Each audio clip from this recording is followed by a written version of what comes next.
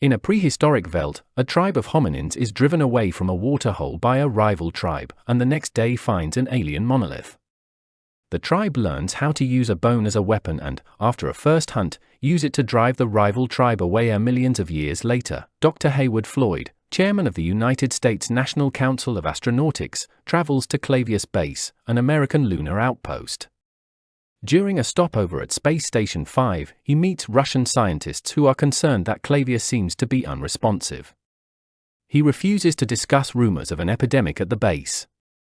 At Clavius, Floyd addresses a meeting of personnel to whom he stresses the need for secrecy regarding their newest discovery. His mission is to investigate a recently found artifact, a monolith buried 4 million years earlier near the lunar crater Tycho.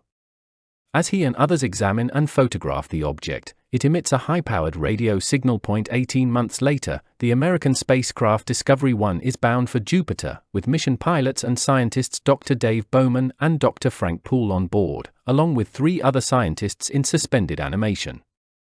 Most of Discovery's operations are controlled by HAL, a HAL 9000 computer with a human-like personality. When HAL reports the imminent failure of an antenna control device, Bowman retrieves it in an extravehicular activity (EVA) pod, but finds nothing wrong. HAL suggests reinstalling the device and letting it fail so the problem can be verified. Mission Control advises the astronauts that results from their backup 9000 computer indicate that HAL has made an error, but HAL blames it on human error. Concerned about HAL's behavior, Bowman and Poole enter an EVA pod so they can talk in private without HAL overhearing. They agree to disconnect HAL if he is proven wrong. HAL follows their conversation by lip reading. While Poole is floating away from his pod to replace the antenna unit, HAL takes control of the pod and attacks him, sending Poole tumbling away from the ship with a severed air line.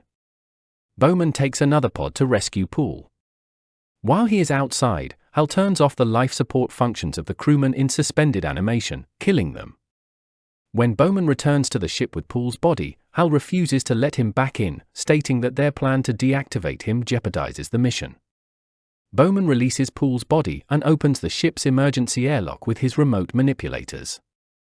Lacking a helmet for his spacesuit, he positions his pod carefully so that when he jettisons the pod's door, he is propelled by the escaping air across the vacuum into Discovery's airlock.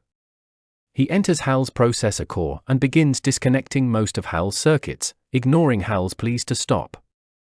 When he is finished, a pre-recorded video by Heywood Floyd plays, revealing that the mission's actual objective is to investigate the radio signal sent from the monolith to Jupiter. At Jupiter, Bowman finds a third, much larger monolith orbiting the planet. He leaves Discovery in an EVA pod to investigate. He is pulled into a vortex of colored light and observes bizarre astronomical phenomena and strange landscapes of unusual colors as he passes by. Finally, he finds himself in a large neoclassical bedroom where he sees, and then becomes, older versions of himself, first standing in the bedroom, middle-aged and still in his spacesuit, then dressed in leisure attire and eating dinner, and finally as an old man lying in bed.